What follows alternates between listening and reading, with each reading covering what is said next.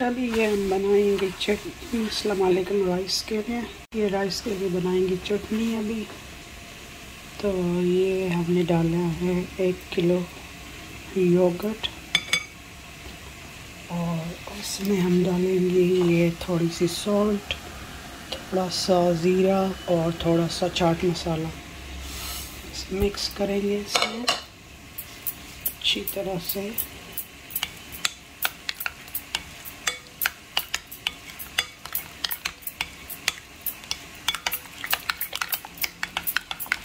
और अब इसमें डालेंगे ये कटे हुए खीरा, ये रेड प्याज है मेरे पास, ये वाइट, और ये ग्रीन टमाटोस, ये ग्रीन धनिया, और ये क्यूकम्बर है।